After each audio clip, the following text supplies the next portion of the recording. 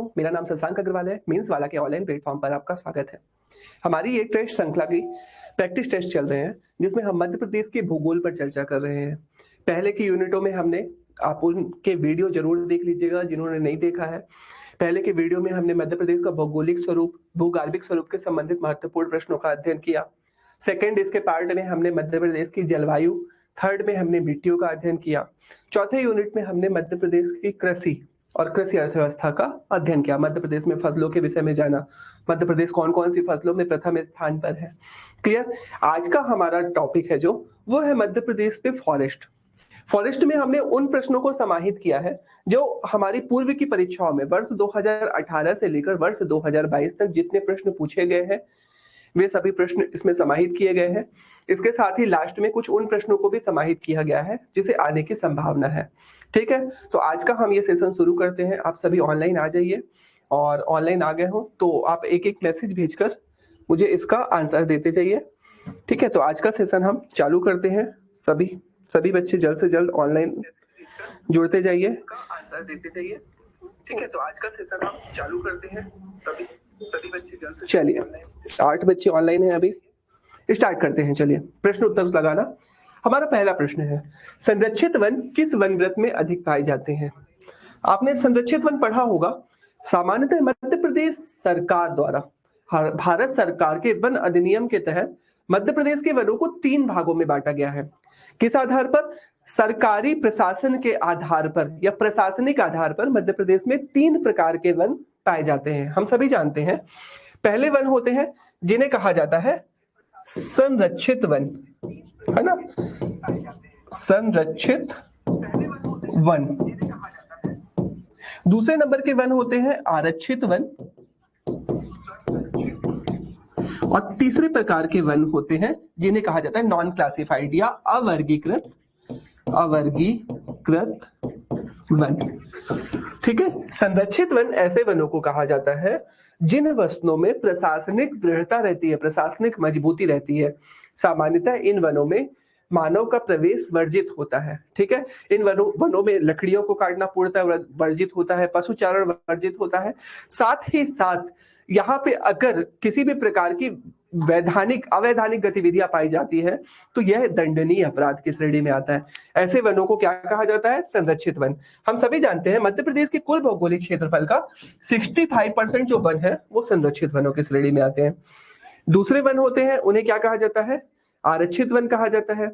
आरक्षित वन ऐसे वन होते हैं जिनमें प्रायः प्रशासनिक रूप से संरक्षित वनों की तुलना में थोड़ी शिथिलता होती है।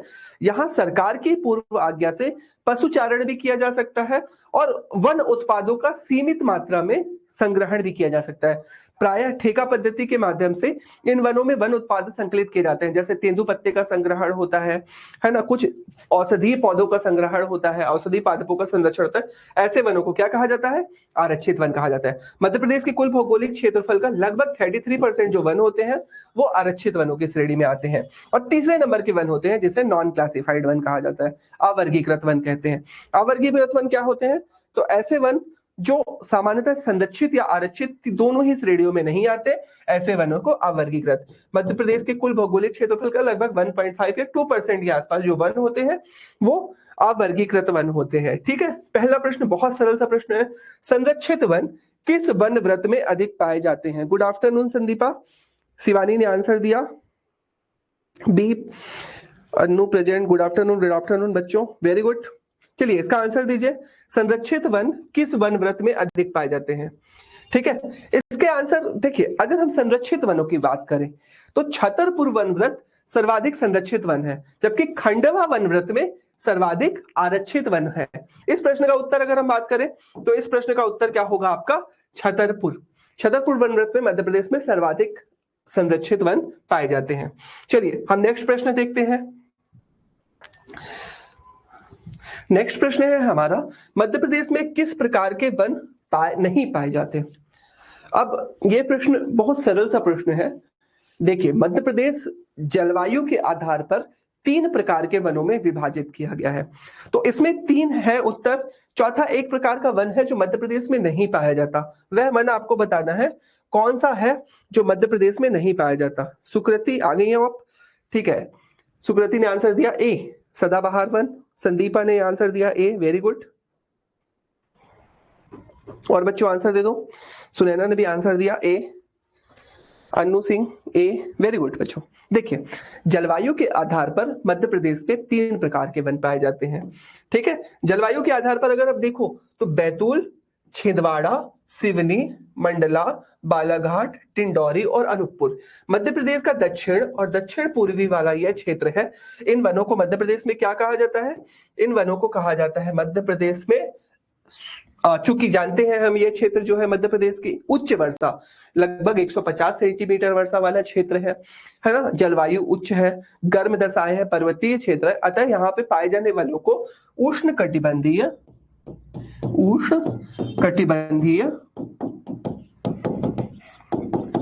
आर्द्र पर्णपाती वन कहा जाता है। क्या कहते हैं? आर्द्र पर्णपाती। ठीक है, दूसरे नंबर के वन, दूसरा इसका जस्ट उत्तर वाला क्षेत्र देखें तो इसके उत्तर में मध्य प्रदेश का यह संपूर्ण क्षेत्र टीकमगढ़ से लेकर मध्य प्रदेश के अधिकतम भौगोलिक क्षेत्र झाबुआ अलीराजपुर तक संपूर्ण मध्य प्रदेश का मध्य भाग। ठीक है, यहां पास अगर वनों को देखोगे आप तो इस वनों को क्या कहा जाता है? उष्ण कटिबंधीय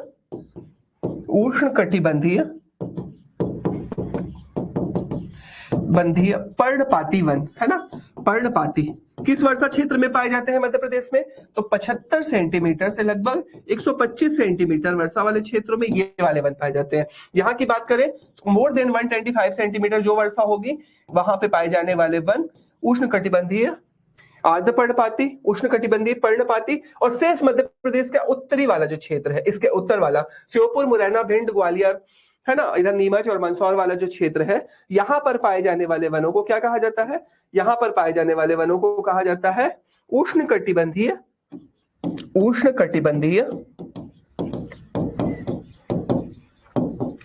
शुष्क पर्णपाती वन, शुष्क पर्णपाती। क्लियर? इस प्रकार के सेंटीमीटर से प्रायः कम वर्षा वाले क्षेत्रों में पाए जाते हैं। इसमें वृक्षों के विषय में बात करें तो उष्णकटिबंधीय आर्द्र पर्णपाती वन में जो वृक्ष मिलते हैं सागौन, साल, शीशम जैसी इमारती लकड़ियां मिलती हैं, जबकि शुष्क उष्णकटिबंधीय पर्णपाती वनों में किस प्रकार के वन होते हैं?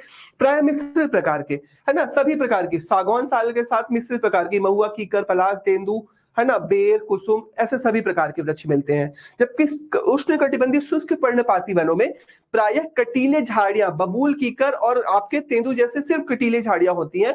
इन वनों में इमारती लकड़ियों का अभाव होता है।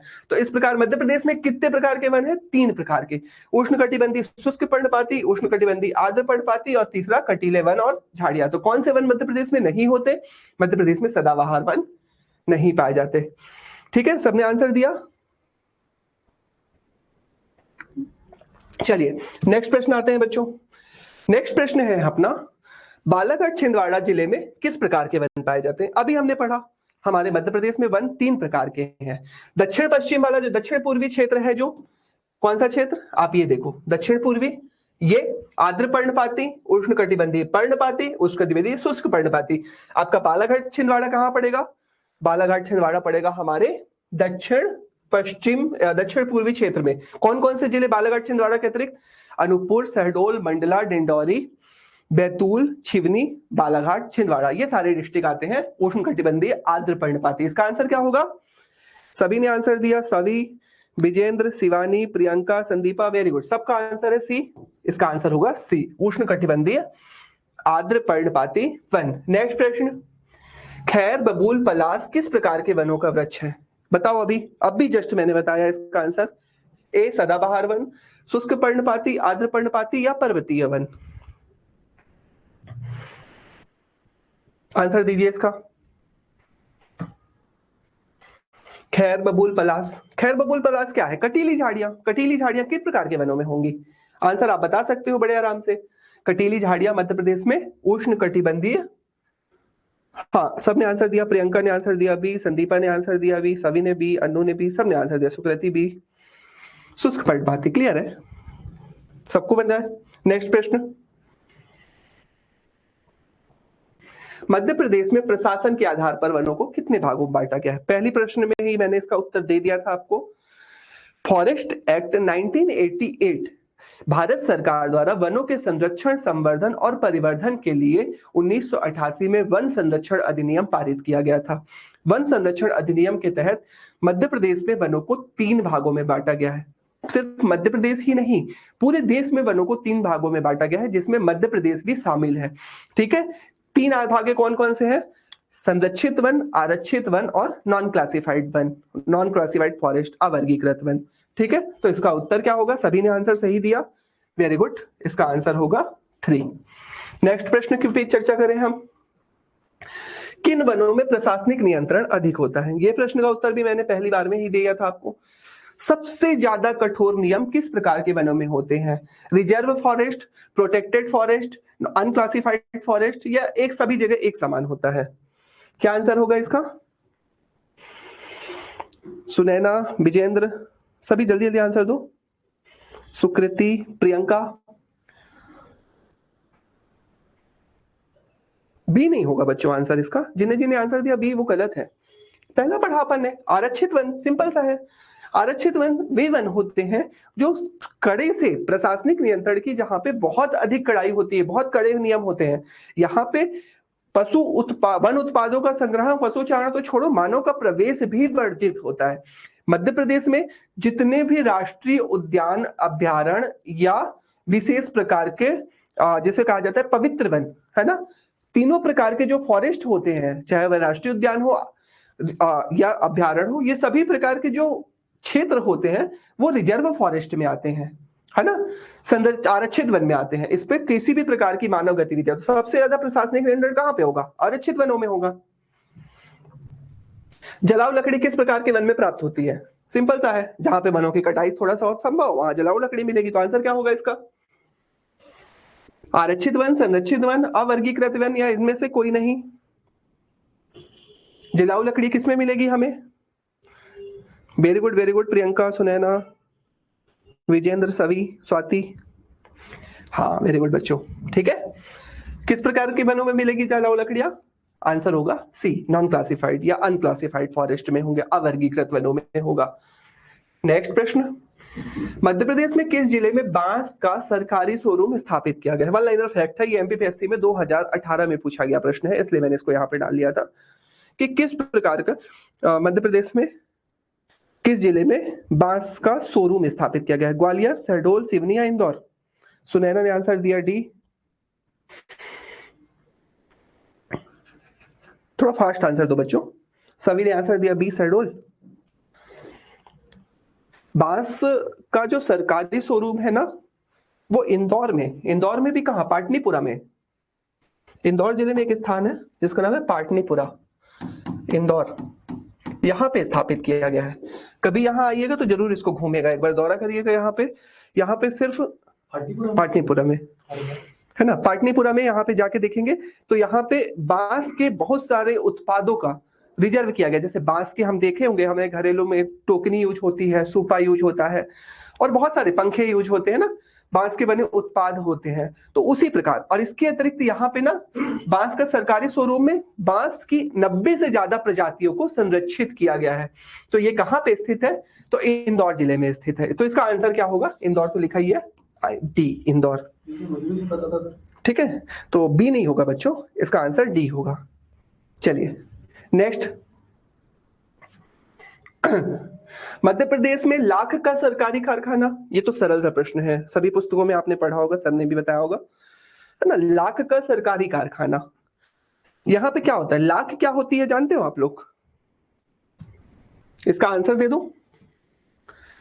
केसी मीना, संदीपा, सभी, वेरी गुड, बी, है ना, उमरिया में है। सभी ने सही आंसर दिया। लाख क्या होता है? देखिए, लाख एक प्रकार का जंतु उत्पाद है, फॉरेस्ट से नहीं मिलता हमें, जीवों से मिलता है। क्या होता है लाख? कुछ पौधे होते हैं, जैसे बेर होता है, पेड़ का पौधा होता है, कुसुम का पौधा होता है ना, पलास होता है, कीकर होता है, ऐसे कुछ पौधे होते हैं, है ना। वहां पे इन पौधों में ना एक विशेष प्रकार का कीड़ा पाया जाता है ना, जैसे बॉम्बेटिका लेक्टिका कहा जाता है। लेक्टिका ये पौधों की पत्तियों को खाता है और इसके जो मल होता है वह पौधों में इकट्ठा होता जाता है। तो इस प्रकार के जो मल जंतु उत्पाद हमें पौधों से खुरच कर प्राप्त किया जाता है उसे ही कहा जाता है लाख। लाख का क्या उपयोग होता है? लाख का यूज हम जानते हैं। लाख को पहले क्या होता है, तो मध्य प्रदेश की एक ट्राइबल है, इसका नाम है बैगा ट्राइबल, आपने पढ़ा होगा।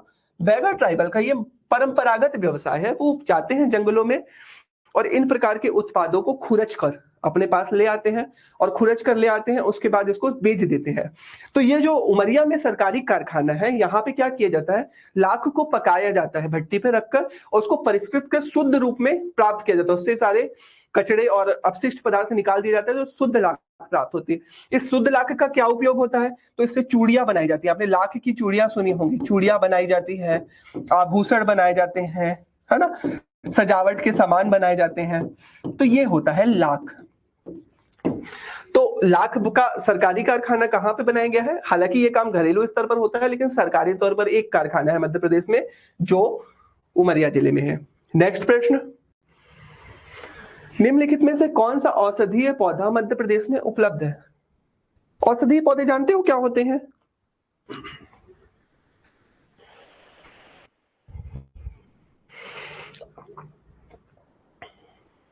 अश्वगंधा, लेमन ग्रास, बेल। हाँ, सभी ने आंसर दिया। D D D D D, Priyanka ने डी आंसर दिया, संदीपा ने आंसर दिया। वेरी गुड बच्चों, आंसर होगा डी। ठीक है, क्या होता है हमारे मध्य प्रदेश में, आपको पता होगा, फॉरेस्ट जो रिपोर्ट है, वन रिपोर्ट किसके द्वारा जारी की जाती है? पहली चीज तो भारत सरकार के पर्यावरण एवं वन मंत्रालय, दो संस्थान है इस संबंध में। पहला संस्थान है पर्यावरण और वन मंत्रालय भारत सरकार, और इसका सहयोगी संगठन है सरकार। इसका सहयोगी संगठन है कौन सा? वन अनुसंधान संस्थान देहरादून।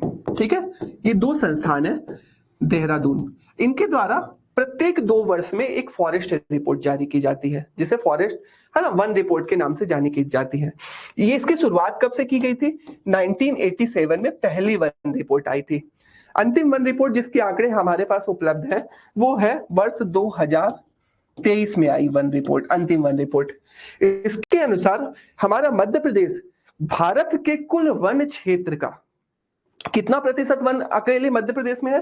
तो लगभग 20% वन जो है पूरे भारत के, वो अकेले सिर्फ मध्य प्रदेश में पाए जाते हैं। और वनों से औषधियों प्राप्त करने में मध्य प्रदेश में देश में प्रथम स्थान पर है। मध्य प्रदेश के वनों में हजारों की संख्या में औषधियां मिलती हैं, है ना। औषधियां क्या? दवाइयां, जो हमारे विभिन्न प्रकार के दवाइयों के निर्माण में, उपचारों में, आयुर्वेद में कई प्रकार की दवाइयां। इन दवाइयों में अगर बात करें प्रमुख दवाइयों की, तो मध्य प्रदेश में मिलता है आंवला, हर्रा, बहेड़ा, है ना, अश्वगंधा, कुसुम, है ना। इसके अतिरिक्त मिलता है मध्य प्रदेश में बेल, लेमन ग्रास, ऐसे बहुत सारे मध्य प्रदेश में औषधियां मिलती हैं। क्लियर? तो निम्नलिखित में से कौन सा औषधीय पौधा, कभी भी पूछा जाए मध्य प्रदेश में सभी औषधियां मिलती हैं, तो उपरोक्त इसका आंसर क्या होगा? डी, उपरोक्त सभी। चलिए नेक्स्ट प्रश्न में देखते हैं। त्रिफला औषधि किससे मिलकर तैयार होती है? शायद मैंने लास्ट क्लास में बताया था त्रिफला के बारे में। आंसर हर्रा, बहेड़ा, आंवला, हर्रा आंवला नीम, हर्रा आंवला तुलसी, दर्रा बहेड़ा नीम। क्या होगा आंसर? हाँ, हम जानते ही हैं त्रिफला चूर्ण औषधीय है, पेट के जो विकार होते हैं उसमें काम आती है। आपका पेट खराब हो, त्रिफला चूर्ण खा लो। आपको नजर की रोशनी बढ़ानी हो, स्किन डिसीज हो, सभी प्रकार की औषधियां, बाल झड़ रहे हो, त्रिफला चूर्ण खा सकते हैं। त्रिफला 3 औषधियों से मिलकर बनता है और तीनों के तीनों औषधियों के उत्पादन में मध्य प्रदेश देश में प्रथम स्थान पर है। कौन कौन सी है ये औषधियां? ये औषधियां है, पहली औषधि है हर्रा, दूसरी औषधि है बहेड़ा और तीसरी औषधि है आंवला। फैक्ट याद रखिएगा, इन तीनों के उत्पादन में मध्य प्रदेश देश में फर्स्ट पोजीशन पर है। ठीक है, तो इसका आंसर क्या होगा? इसका आंसर सिंपल सा होगा, आंसर अपना ए। नेक्स्ट प्रश्न, भारतीय वन स्थिति रिपोर्ट 2021 के अनुसार कितने परसेंट वन कितने वर्ग किलोमीटर है? ये साथ फैक्ट आपने पढ़ा होगा, पढ़ा हो तो बताइए।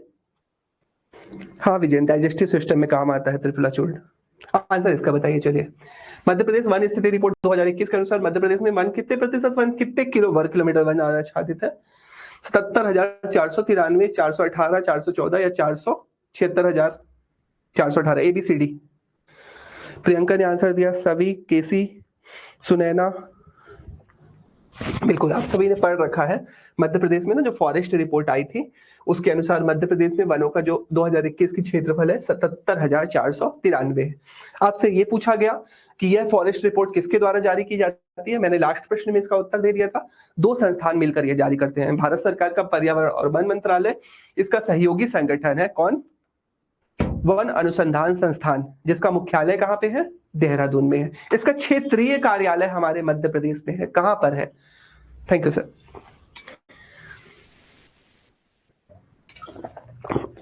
अच्छा, कमेंट करके बताओ, वन अनुसंधान संस्थान का क्षेत्रीय कार्यालय मध्य प्रदेश में कहां है और इसकी स्थापना कब की गई?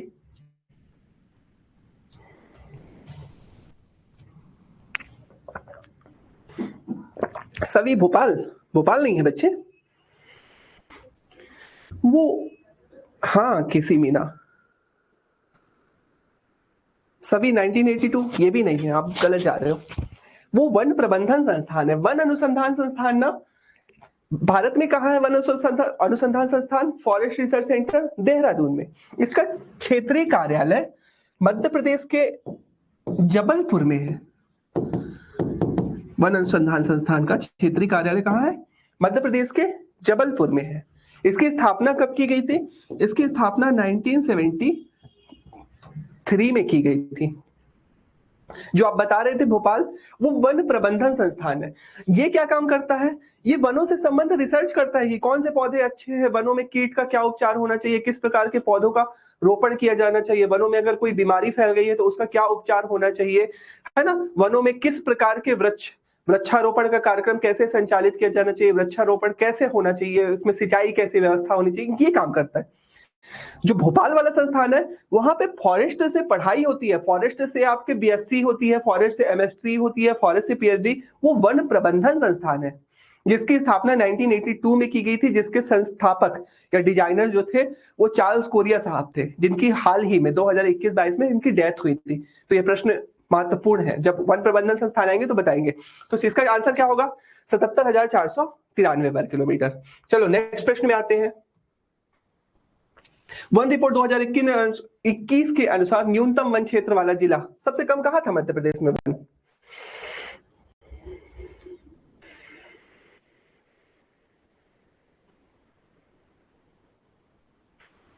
वन रिपोर्ट 2021 के अनुसार न्यूनतम वन क्षेत्र वाला जिला कौन सा है? उज्जैन, रतलाम, शाजापुर या बालाघाट? विजेंद्र ने आंसर दिया उज्जैन। जल्दी जल्दी और आंसर दो, थोड़ा फास्ट। सुकृति ने आंसर दिया ए, शिवानी ने ए। बच्चों 12 लोग ऑनलाइन हो, थोड़ा फास्ट दो आंसर। प्रियंका, चलिए सही है। जो फॉरेस्ट रिपोर्ट आई थी ना उसके अनुसार मध्य प्रदेश में कितने हैं? तो मध्य प्रदेश में सबसे न्यूनतम वन क्षेत्र वाला उज्जैन है। अधिकतम कमेंट करके बताओ किस वन क्षेत्र में है, आगे हम इसके बारे में बताएंगे। नेक्स्ट प्रश्न में आते हैं हम। फॉरेस्ट रिपोर्ट सर्वाधिक वृद्धि और कमी बताना है। सबसे ज्यादा वृद्धि किस जिले में हुई थी वनों में, और सबसे ज्यादा कमी किस जिले में हुई थी? इसका आंसर बताइए। वन रिपोर्ट 2021 के अनुसार सर्वाधिक वृद्धि किस में हुई थी और सबसे ज्यादा कमी? हाँ, बालाघाट आंसर होगा। वेरी गुड, सर्वाधिक इसका पिछले वाले क्वेश्चन में ना आंसर जो होगा वो बालाघाट होगा। ठीक है, अब सबसे ज्यादा वृद्धि और सबसे ज्यादा कमी वाला आंसर बताइए।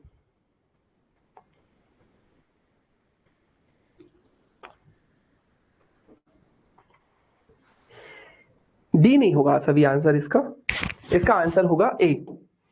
कैसे ए होगा?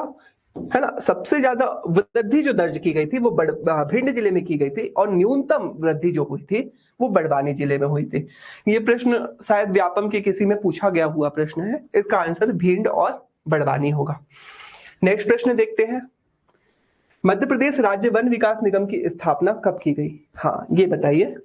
मध्य प्रदेश राज्य वन विकास निगम मध्य प्रदेश सरकार का एक अनुसांगिक संगठन है। मध्य प्रदेश राज्य वन विकास निगम, इसका मुख्यालय है भोपाल में।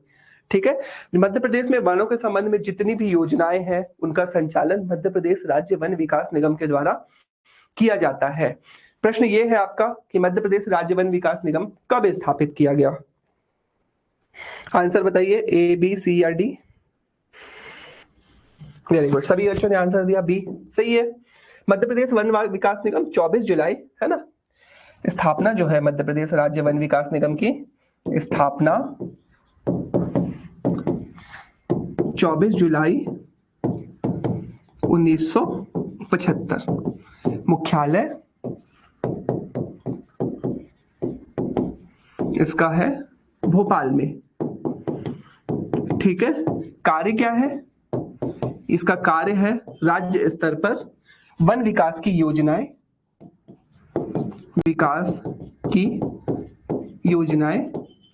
और एक शब्द में कहे तो राज्य सरकार को सलाह उपलब्ध कराना। राज्य सरकार को सलाह उपलब्ध कराना वनों के विकास से संबंध में। क्लियर? ठीक है। अच्छा, इसकी नोडल एजेंसी कौन होगी? तो राज्य सरकार का इसकी नोडल एजेंसी होगी राज्य सरकार का पर्यावरण एवं वन मंत्रालय या वन मंत्रालय मध्य प्रदेश सरकार इसकी नोडल एजेंसी होगी। ठीक है, चलिए नेक्स्ट प्रश्न देखते हैं। मध्य प्रदेश में खैर वृक्ष से कत्था बनाने का सरकारी नहीं लिखा, बनाने का कारखाना कहाँ स्थापित किया गया? दो है मध्य प्रदेश में खैर से कत्था बनाने का कारखाना, कहाँ है? आंसर ए बी सी या डी? विजेंद्र ने आंसर दिया ए। सुकृति, देखते हैं सबसे फास्ट कौन देता है, थोड़ा जल्दी आंसर दिया करो। सुनैना, अन्नू, सीवी, सभी। ठीक है, बिल्कुल। मध्य प्रदेश में खैर वृक्ष जानते हो? खैर एक वृक्ष होता है ना, जिसकी छाल क्या होता है? खैर के वृक्ष की क्या होते हैं? एक जनजाति है मध्य प्रदेश में, आपने इसके बारे में पढ़ा होगा।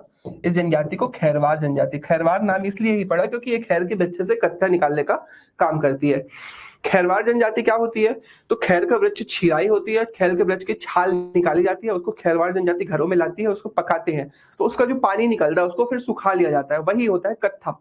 कत्था का उपयोग क्या होता है? दो उपयोग होते हैं। पान मसाले में आप देखे होंगे कत्था खाया जाता है, और दूसरा कत्था कई प्रकार की औषधियों का निर्माण भी कत्थे से किया जाता है। रंगाई में भी कत्थे का काम होता है। कत्था बनाने का मध्य प्रदेश में दो कारखाने, पहला है शिवपुरी में और दूसरा है मुरैना जिले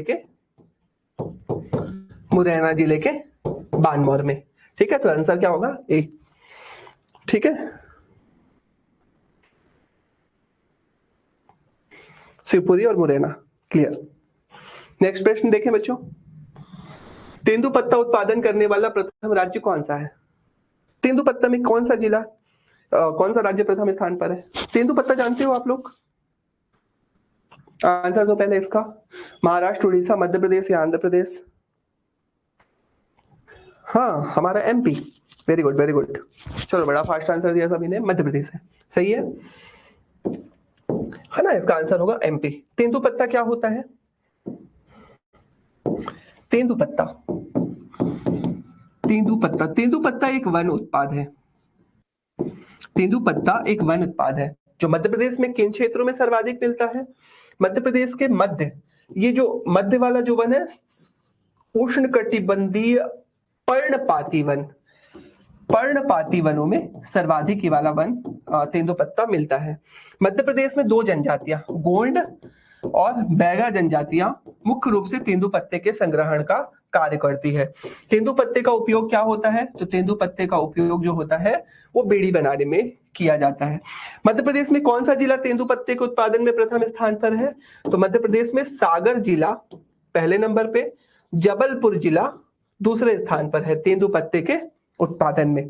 क्लियर। और राज्य में अगर देखें तो देश में सबसे ज्यादा तेंदुपत्ते का संग्रहण कहाँ होता है? मध्य प्रदेश में। ठीक है प्रियंका, बीड़ी बनती है इससे, है ना। तो एमपी बीड़ी बनाने में पहला नंबर पे है हमारा।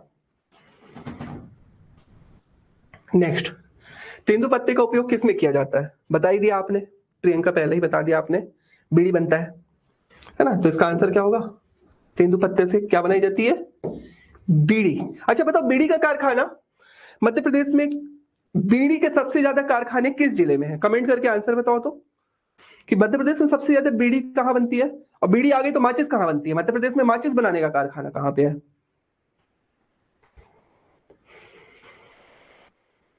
बीड़ी सबसे ज्यादा किस जिले में बनती है, पहली चीज, और माचिस किस जिले में मध्य प्रदेश में बनती है? कमेंट करो जल्दी।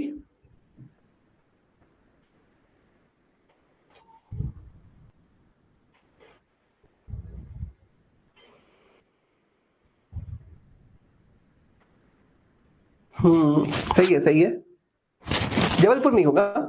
बीड़ी बनाने के सबसे ज्यादा कारखाने मध्य प्रदेश में, बीड़ी है वो सागर में है, और माचिस बनाने का कारखाना, माचिस या जिसको दिया सलाई का कारखाना कहते हैं, वो ग्वालियर में है। ठीक है, वेरी गुड। चलिए नेक्स्ट क्वेश्चन। मध्य प्रदेश में औषधीय पौधा हर्रा का प्रमुख स्रोत क्षेत्र विद्यमान है। सबसे ज्यादा हर्रा कहां मिलता है?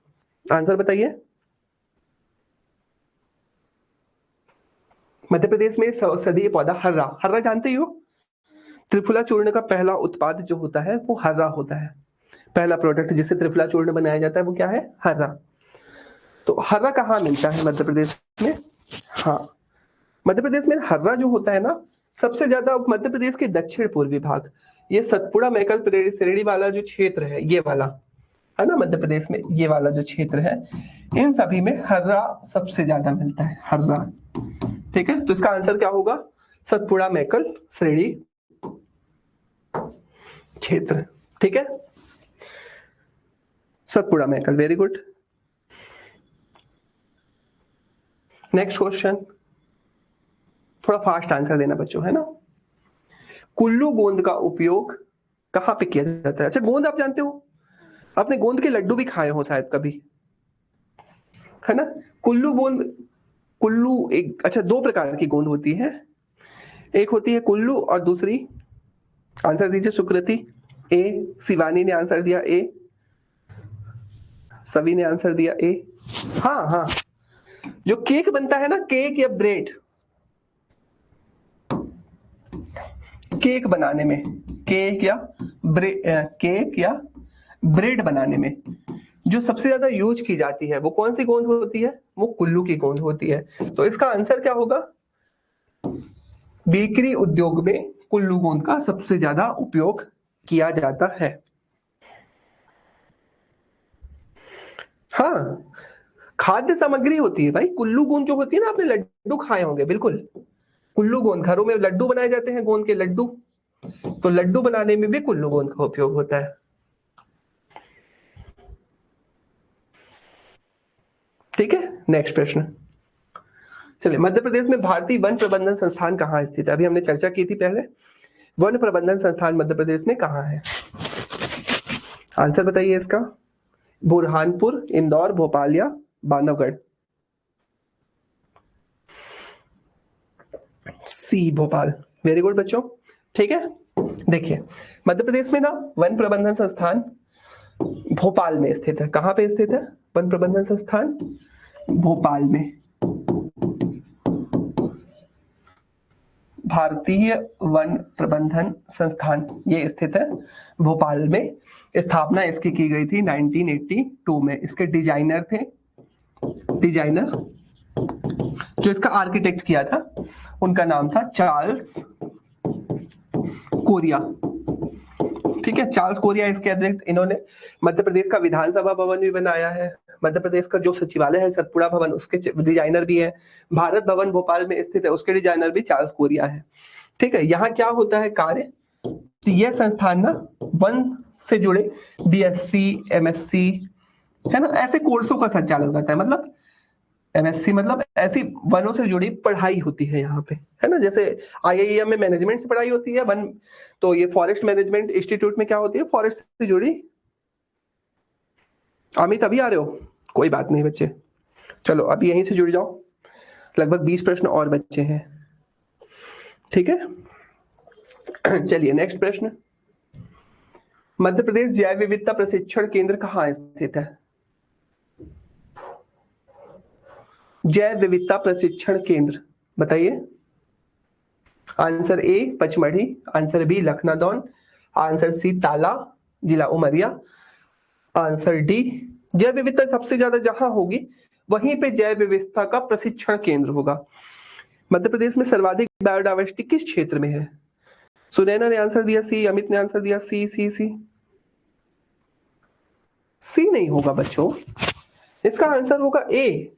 जैव विविधता प्रशिक्षण केंद्र मध्य प्रदेश में पचमढ़ी में स्थित है, होशंगाबाद जिले में, ठीक है। जिस सी की आप बात कर रहे हो वो मध्य प्रदेश में आगे हम चर्चा करेंगे, वो फॉरेस्ट कॉलेज है, वो जैव विविधता प्रशिक्षण केंद्र नहीं है। जैव विविधता प्रशिक्षण केंद्र जो है वो आपका पचमढ़ी में स्थित है, ठीक है। मध्य प्रदेश में आपको पता होगा 3 बायोडायवर्सिटी क्षेत्र है, आपको पता है ना। मध्य प्रदेश में हमारे 3 जैव विविधता क्षेत्र हैं, कौन कौन से हैं? पहला जैव विविधता क्षेत्र है पचमढ़ी, ये कहां पे स्थित है? तो ये है होशंगाबाद में, होशंगाबाद जिले में पड़ता है, ठीक है। दूसरा बायोडायवर्सिटी क्षेत्र है मध्य प्रदेश का पन्ना, ये पन्ना जिले में ही आता है। तीसरा बायोडायवर्सिटी क्षेत्र है मध्य प्रदेश का, इसका नाम है अचानक माल, ये कहां पे है? तो ये पड़ता है अनूपपुर में, क्लियर।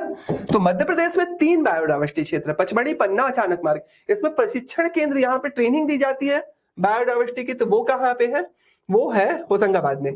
तो इसका आंसर क्या होगा आपका? ए होगा।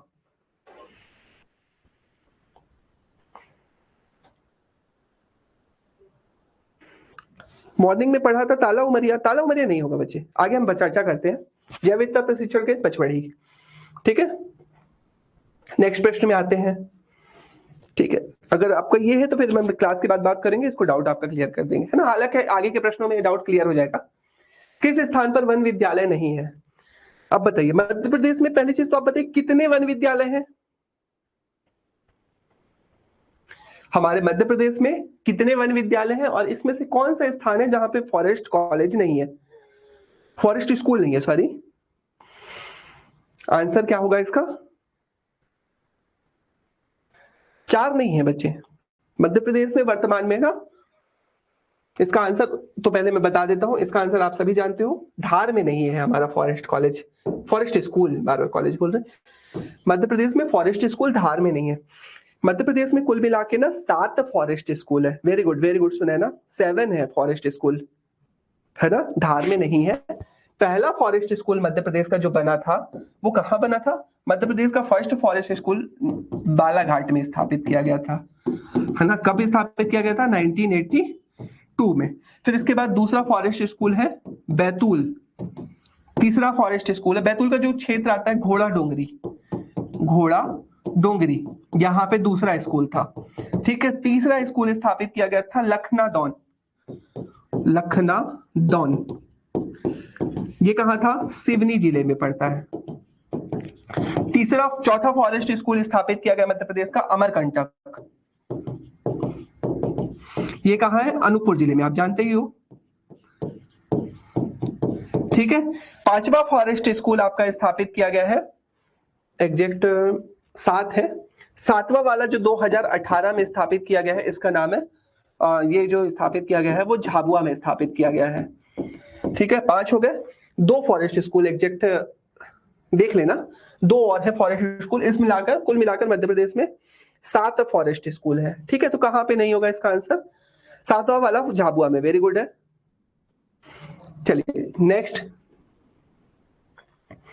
मध्य प्रदेश में सर्वप्रथम वन महाविद्यालय बालाघाट की स्थापना कब की गई? ये भी बताओ।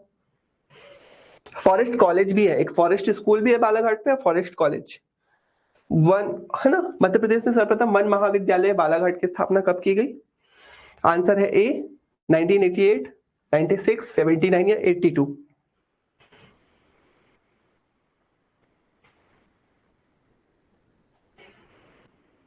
सुनैना ने आंसर दिया डी, विजन ने आंसर दिया डी, विजन ने ए, सुकृति शर्मा डी।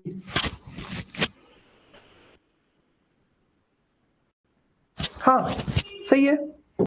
इसका आंसर क्या होगा बच्चों? इसका आंसर सिंपल सा है, 1982 मध्य प्रदेश में, है ना, जिसको किस नाम से जाना जाता है?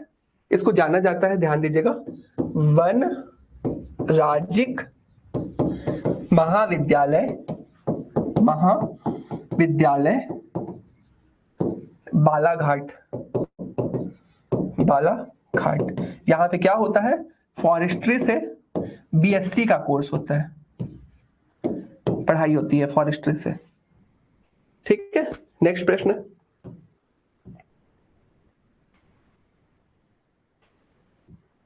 मध्य प्रदेश राज्य जल प्रदूषण नियंत्रण बोर्ड का गठन कब किया गया?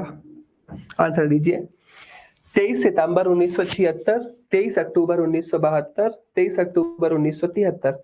जल प्रदूषण नियंत्रण बोर्ड का गठन कब किया गया? पढ़ा है आपने?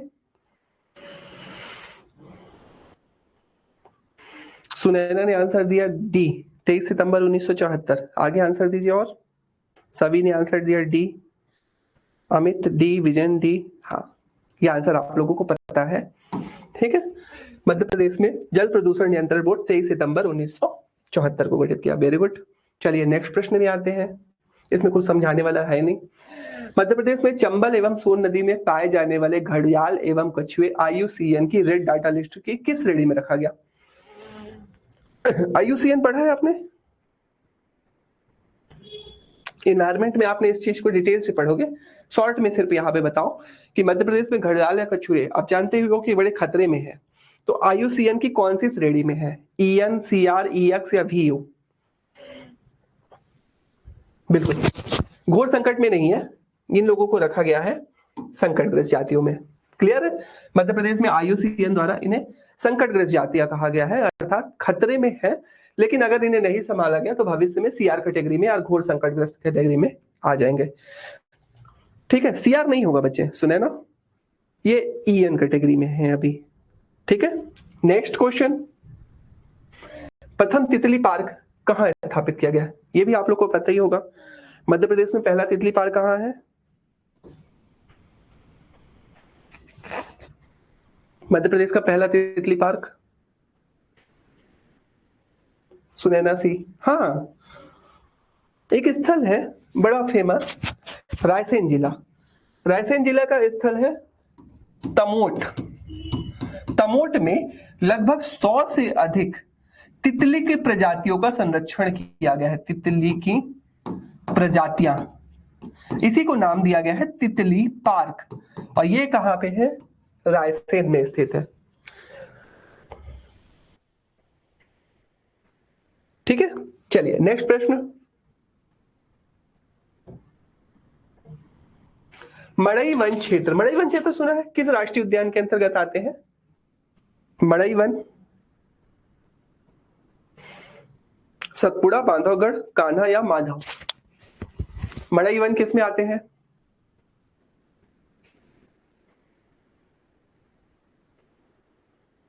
आंसर दिया? हाँ, ये यहां पे स्थित है होशंगाबाद जिले में, यहां पे स्थित है। इसे कहा जाता है सतपुड़ा नेशनल पार्क, सतपुड़ा राष्ट्रीय उद्यान। हालांकि कुछ पुस्तकों में ऐसा लिखा रहता है कि ये जो मड़ई वन क्षेत्र है ना, वो सोहागपुर में आता है। हालांकि सोहागपुर, ये गलत होगा इसका आंसर। सोहागपुर जो होता है ना, वो शहडोल जिले में पड़ता है, तो शहडोल नहीं होगा इसका आंसर। सतपुड़ा राष्ट्रीय उद्यान इसका आंसर सही है, होशंगाबाद जिले में। और ये किस नेशनल पार्क में आते हैं? तो सतपुड़ा राष्ट्रीय उद्यान में आते हैं, सतपुड़ा क्षेत्र वाला क्षेत्र जो है। ठीक है, तो आंसर क्या होगा? ए होगा। नेक्स्ट प्रश्न। महुआ का वानस्पतिक नाम, महुआ जानते हो?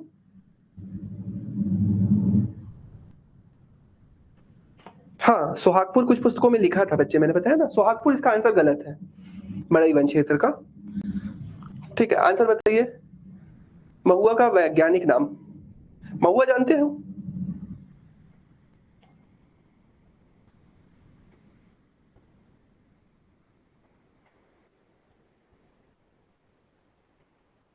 शिवानी, सुकृति, संदीपा, तोमर। Very good.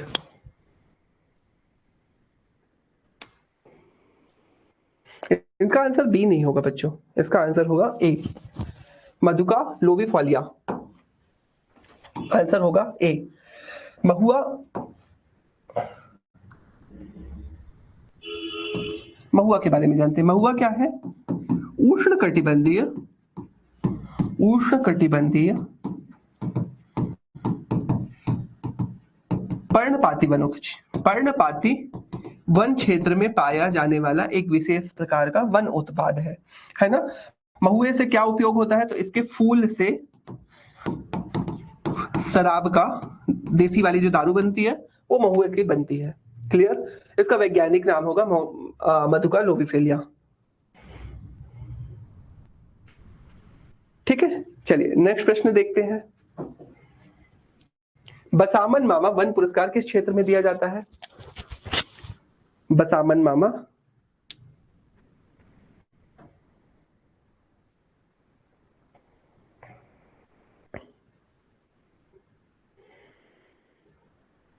वृक्षारोपण को प्रोत्साहित करने के लिए। विजय ने आंसर दिया ए, सभी ने आंसर दिया ए, शिवानी ए। हाँ, ये सरल सा प्रश्न है, आप सभी जानते हो।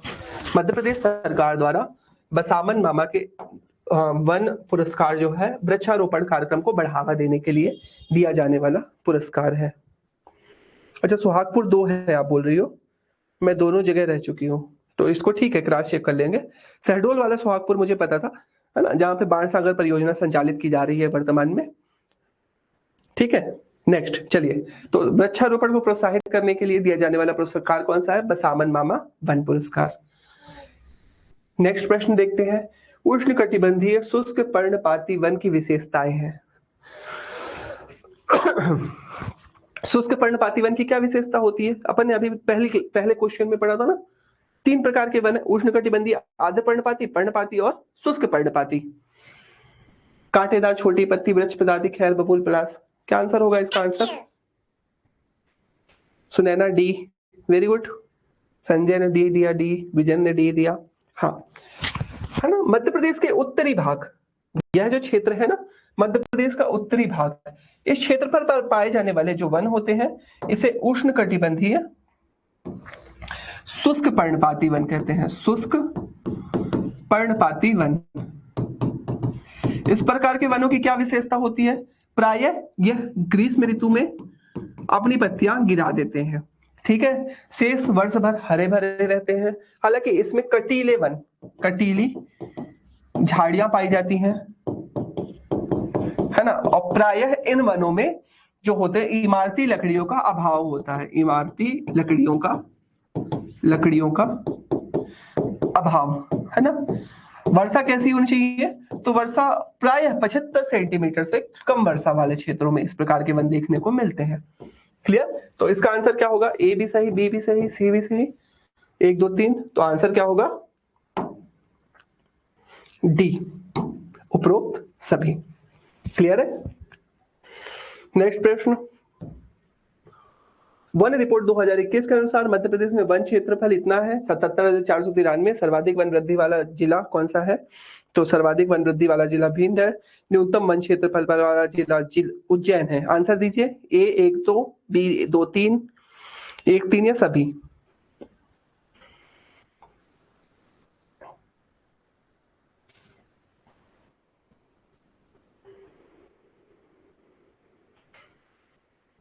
विजन ने ए आंसर दिया, 1 और 2।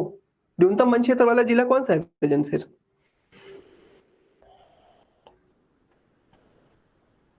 आंसर दीजिए।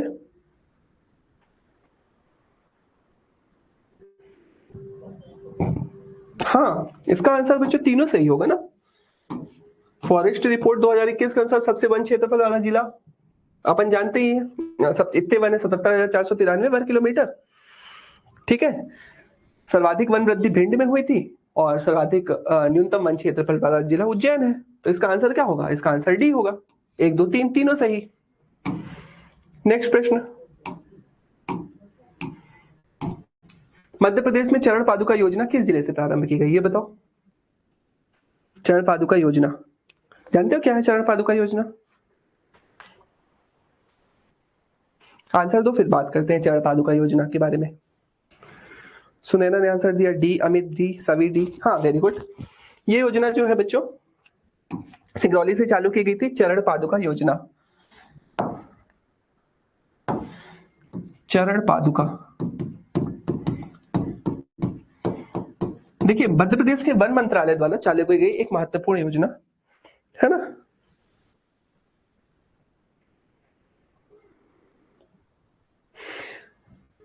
हाँ, चरण पादुका योजना के बारे में भी हम सिर्फ चर्चा करें। हम जानते हैं कि चरण पादुका योजना क्या होती है। मध्य प्रदेश में हम जानते हैं बैगा जनजाति हमारे मध्य प्रदेश में तेंदुपत्ते का मुख्य रूप से, इसके अतिरिक्त गोंड जनजाति संग्रहण का कार्य करती है। तो इस जनजातियों के साथ आर्थिक रूप से चूंकि पिछड़ी होती है, तो इस जनजाति के व्यक्ति अक्सर लोग जाते हैं जंगलों में वनों का पत्तों का संग्रहण करने के लिए, तो उनके पैरों में छाले पड़ जाते हैं, कुछ पैरों में खून आ जाते हैं, कई तरह की बीमारियां हो जाती है। तो इससे बचाव करने के लिए मध्य प्रदेश सरकार द्वारा इन जनजातियों को जो तेंदुपत्ते का संग्रहण करती हैं उन्हें जूते बांटे गए थे। तो इस जूता बांटने की योजना का नाम था चरण पादुका योजना।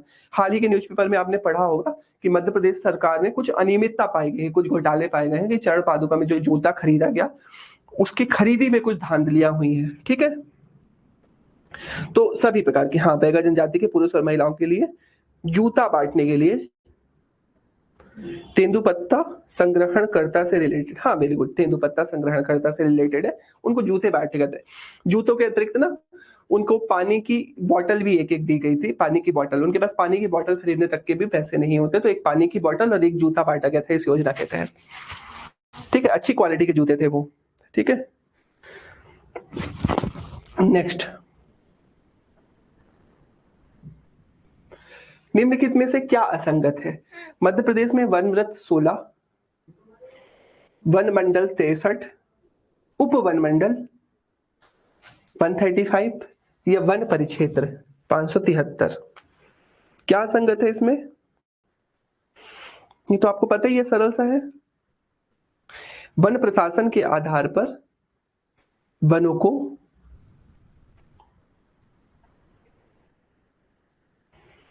देखिए प्रशासनिक दृष्टि से ना सबसे बड़ी इकाई होती है जो संभाग स्तर पर स्थापित की जाती है, उसे कहा जाता है वन वृत्त, फॉरेस्ट सर्कल। मध्य प्रदेश में कितने वन वृत्त हैं? तो मध्य प्रदेश में एग्जैक्ट 16 वन वृत्त है ना, जोन स्तर पर इकाई, जैसे वन वृत्त अधिकारी कहा जाता है, फॉरेस्ट सर्कल ऑफिसर के नाम से जाना जाता है। उसके नीचे की इकाई होती है जिसे वन मंडल, वन मंडल जो होता है ना प्रायः जिला के स्तर पर, वन मंडल जो होता है वो जिला के स्तर पर स्थापित किया जाता है, जिला स्तर पर। मध्य प्रदेश में कितने हैं वन मंडल? तो 63 वन। उप वन मंडल प्राय तहसील के स्तर पर, जहां पे मुख्य अधिकारी जो होता है, जैसे अच्छा यहाँ का जो मुख्य ऑफिसर होता है ना वो IFS होता है, इंडियन फॉरेस्ट सर्विस का अधिकारी होता है। ठीक है, तीसरी इकाई होती है उप वन मंडल, जिसकी संख्या है मध्य प्रदेश में 135। यहाँ का मुख्य अधिकारी होता है जिसे उप मंडल अधिकारी, ACF, assistant conservative of forest, जो MPPSC से वैकेंसी निकलती है वो ACF की जो नियुक्ति होती है वो उप वन मंडल में होती है। साथ में चौथी इकाई होती है वन परिक्षेत्र। मध्य प्रदेश में वन परिक्षेत्रों की संख्या कितनी है? एग्जैक्ट आंसर बताओ सभी। इसको मैं आपको आंसर नहीं बता रहा हूं, मध्य प्रदेश में 573 नहीं होगा, ये तो सभी को पता है, सबने आंसर दिया डी। मध्य प्रदेश में कितने वन परिक्षेत्र है? आंसर कमेंट करके बताइए। सारे आंसर अब मैं नहीं दूं रहा, आप भी 2-4 पढ़ के आए करिए। हाँ हाँ, वेरी गुड, 473। ठीक है, सबकी होता है। चलो नेक्स्ट, मध्य प्रदेश में इनमें से कौन सा वन वृत्त नहीं है? बता दो।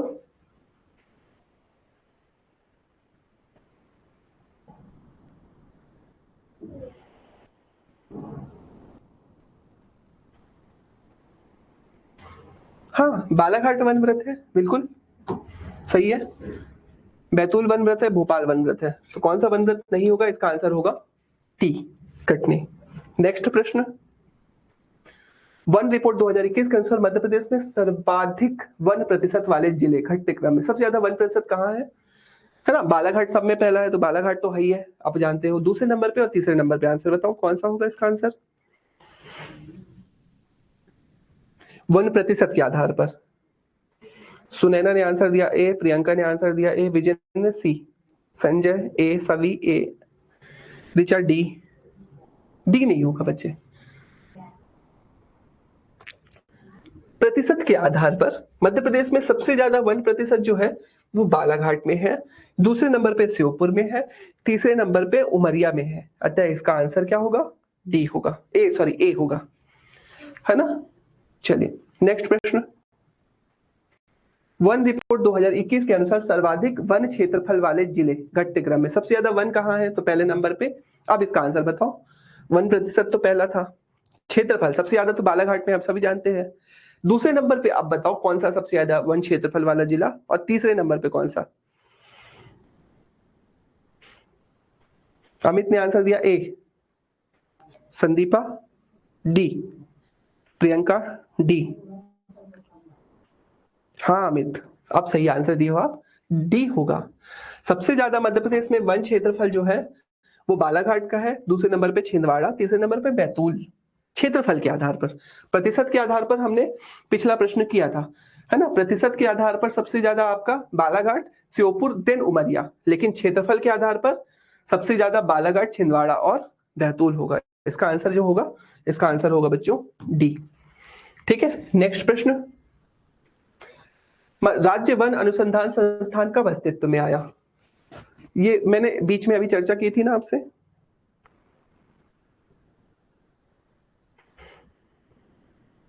बेसिकली वन अनुसंधान संस्थान नहीं है ना?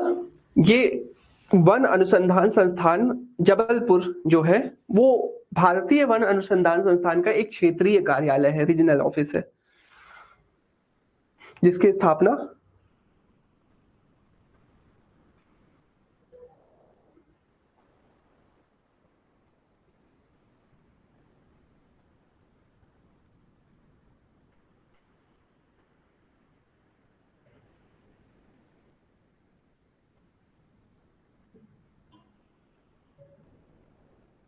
संजय शुक्ला ने दिया डी, ऋचा ने आंसर दिया डी, विजय ने आंसर दिया डी, सुनैना ने आंसर दिया। मैं आपको 2-3 क्वेश्चन छोड़ के जाऊं क्या आपके लिए? आप लोग एग्जैक्ट आंसर मुझे कल बताना इसका के। जैसे एक और है, चिंटू चीता आपने जो ना किसका शुभंकर है? ये प्रश्न, एक और प्रश्न, 3 प्रश्न आपके लिए मैं छोड़ के जाता हूं। सतपुड़ा राष्ट्रीय उद्यान नर्मदा नदी के किस ओर स्थित है? पश्चिम, पूर्व, दक्षिण? ये तो बता दोगे यार। 2 प्रश्न है आपके लिए, इसका आंसर आपको कल प्रश्न में आपसे पूछूंगा, जो आपको बताना है। वन अनुसंधान संस्थान कब अस्तित्व में आया, एग्जैक्ट डेट और क्या कार्य करता है। दूसरा प्रश्न ये है, चिंटू चीता किसका शुभंकर है? ठीक है, ये तो आंसर आपको पता ही है कि सतपुड़ा राष्ट्रीय उद्यान मध्य प्रदेश में कहाँ है, तो दक्षिण की ओर है। ठीक है, कल एक और क्लास लेने वाला हूं जो कि मैं फॉरेस्ट की, जिसमें मध्य प्रदेश के राष्ट्रीय उद्यान और अभ्यारण्य के विषय में चर्चा करने वाला हूं। ठीक है, तो आज की क्लास हम यहीं पे क्लोज करते हैं। 2 प्रश्नों को मैं आपके लिए छोड़ के जा रहा हूं, इसको प्रश्न को आपको सॉल्व करना है और कल की क्लास में आते ही कमेंट करना है। ठीक है, कल मिलते हैं। चलिए बच्चों, आज की क्लास हम यहीं पे समाप्त करते हैं। कोई और डाउट हो तो आप पूछ सकते हो मुझसे। ओके, कल की क्लास का टॉपिक, कल की क्लास का फॉरेस्ट, और साथ ही साथ जो आज पढ़े हैं ना, इससे कुछ अतिरिक्त और भी क्वेश्चन है। फॉरेस्ट एक बड़ी यूनिट है, साथ ही साथ हम कंप्लीट राष्ट्रीय उद्यान, अभ्यारण्य और जैव आरक्षित क्षेत्र तीनों को कवर करने वाले हैं। ओके, थैंक यू बच्चों, और टाइम पे आ जाइएगा कल 1:15 बजे। मिलते हैं सर, थोड़ा सा बात करेंगे आपसे। गाइस शाम को क्यों क्विज हो रहा है, मतलब है ना, लाइव क्विज टेलीग्राम पर ज्वाइन करते हो नहीं करते हो? देखो एक इम्पॉर्टेंट मैं और बताना चाहता हूँ आपको। ठीक है, जैसा कि कल आपको बता ही दिया होगा नितिन सर ने कि 1 बजे से ये वाली जो क्लास है यहाँ पर, अभी जो सर ने आपकी क्लास ली है, वो क्लास कल से 1:15 पर यूट्यूब पर लाइव होगी। आप समझ गए मेरी बात? यूट्यूब पर लाइव होगी ये क्लास, और शाम को यूट्यूब सबने सब्सक्राइब कर रखा है ना, मेंस वाला यूट्यूब चैनल है हमारा, है ना? बहुत ज़्यादा एक्टिव नहीं रहते हैं यार, क्योंकि आप लोगों से यही टाइम नहीं मिल पाता है। तो अब हमारी जो क्लासेस हैं टिल 26 अप्रैल, गॉट इट, 26 अप्रैल तक हमारी क्लास डेली, सर डेली लेंगे हम, संडे को छोड़िए सर, संडे ऑफ रहेगा, संडे ऑफ रहेगा। और डेली क्लास जो है वो लाइव रहेगी यूट्यूब पर 1:15 से डेली सर लाइव रहेंगे।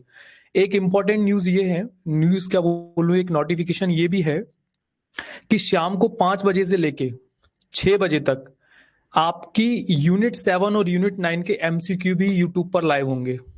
सही है, मजा आ गया। एमपीजी के लाइव करवा दी, कंप्लीट एमपीजी के, यूनिट 10 उसमें इंक्लूड है, जो सर पढ़ा रहे हैं ना यूनिट 10 इसमें इंक्लूड है। 2-4 दिन 5 दिन बाद जैसे ये ज्योग्राफी वाला पोर्शन खत्म होता है वैसे ही आप एमपी हिस्ट्री और यूनिट 10 वाला ट्राइब वाला पोर्शन भी ले आएंगे। यार लोड मत लो, मतलब टेलीग्राम पे देख रहे हो किस लेवल के क्वेश्चंस करा रहा हूं मैं, आपको लगता है 85 से कम आने वाले हैं आपके?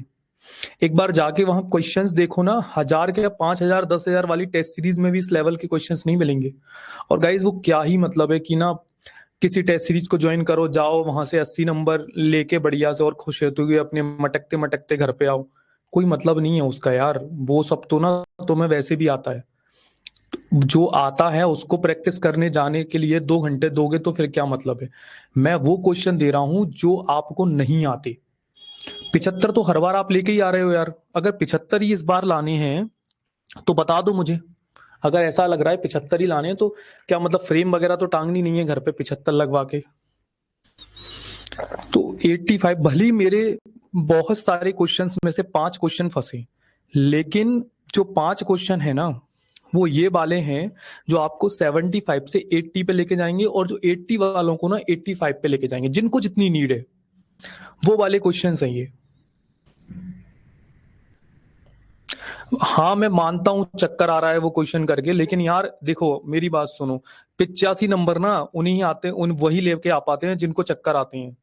नॉर्मल इंसान के बस की बात नहीं है वो 85 नंबर लेके आना। कट ऑफ देख रहे हो आप किस लेवल पे जा रहा है यार, जब 250-300 पोस्ट हैं तब कट ऑफ 82-83 जा रहा है, इस बार तो 110 पोस्ट हैं।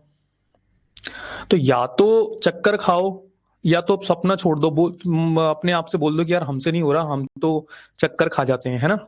या फिर चक्कर आएंगे, मेहनत करो लगो, और सिर्फ 40 दिन बचे हैं ना, दिन दिन रात भर पढ़ रहे हैं। यहाँ इंदौर में किसी लाइब्रेरी में जाके देखो, मेरे पास में खुद नीचे जहाँ फ्लोर पे है वहां नीचे लाइब्रेरी है, हालत ये है कि सुबह 6 बजे से खुलती है, रात को 1-1 बजे तक बच्चे जाने तैयार नहीं है घर पे, दिन भर पढ़ रहे हैं बच्चे, सब कुछ कर रहे हैं। बच्चा तो आपको ना कुछ भी करना है ना, पढ़ना है। मैं अपनी तरफ से कोई कमी नहीं छोड़ रहा, प्रीलिम्स का बहुत शानदार बैच दिया है आपको, टेस्ट सीरीज इतनी शानदार दी है कि पूरे एमपी में मुझसे अच्छी टेस्ट सीरीज नहीं होगी, है ना। इतने नॉमिनल चार्जेस में मैं एमपी क्विज लगवा रहा हूँ डेली टेलीग्राम पे, 4,500 क्वेश्चन एमपी जीके के लिखवा के अलग से रखवा दी हैं। जैसे ही पेपर आएगा उससे 20 दिन पहले आपको वो क्वेश्चन दे दूंगा।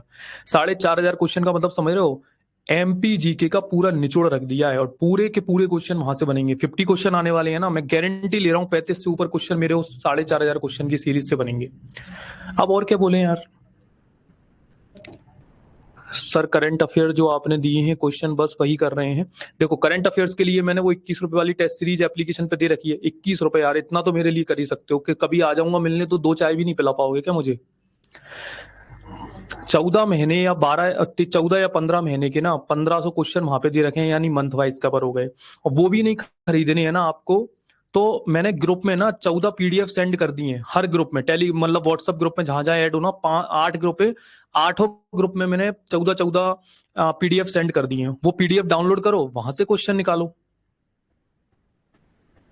मतलब ये देखो यार, मैं ये नहीं बोलता हूँ कि पेपर निकलेगा, ये निकल जाएगा, वो निकल जाएगा। मैं कोई आपको पेपर लीक तो कर नहीं रहा हूँ यहाँ पे बैठ के कि जो पेपर फंस रहा है वो उठा के दे रहा हूँ। हम अपनी तरफ से कोई कमी नहीं छोड़ेंगे। हम ये बोल सकते हैं जिस दिन पेपर दे के आएंगे ना, हम अपने आप से बोलेंगे कि यार जिस दिन देने जा रहे होंगे ना 1 घंटे पहले, कि यार हमने कोई कमी नहीं छोड़ी, हमने सब कुछ कवर किया है।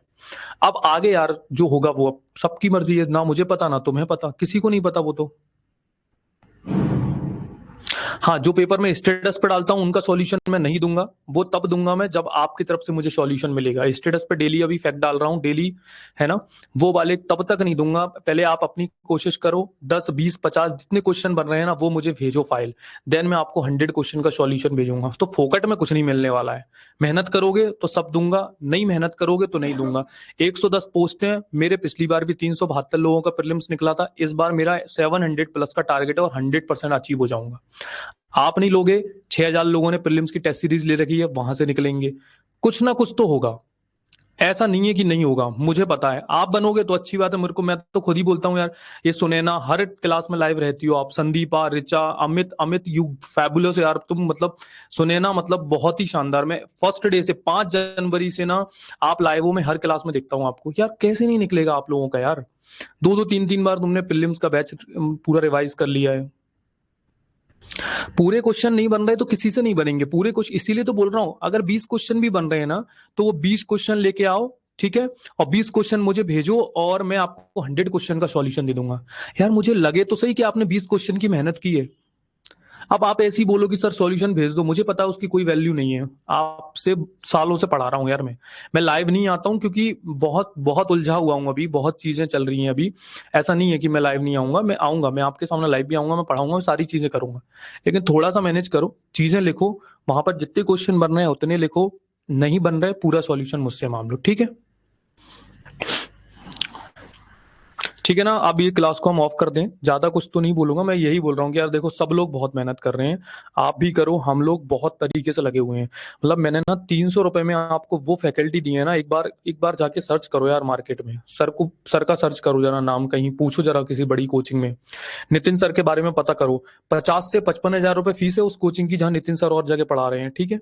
मनीष सर के बारे में पता करो यार, मनीष सर पिछले 9 साल कौटिल्य अकेडमी में पढ़ाया है और कौटिल्य की कितनी फीस है आपको पता है।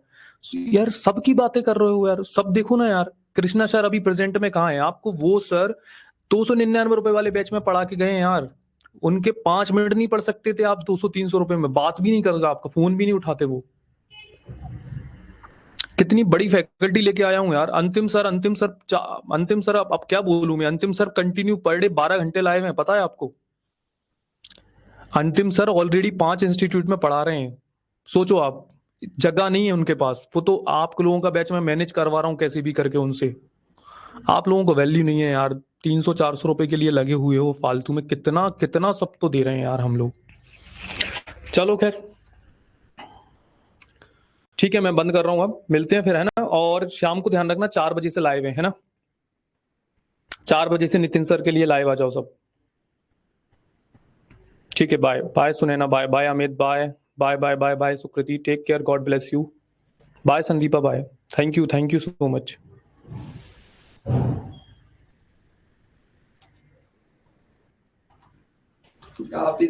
ओके ठीक है। अरे अमित कुछ भी तारनहार नहीं हो, सब आपको करना है, सब आपको करना है गाइस, सब कुछ आपको करना है ना। जय महाकाल, बाय, गुड बाय।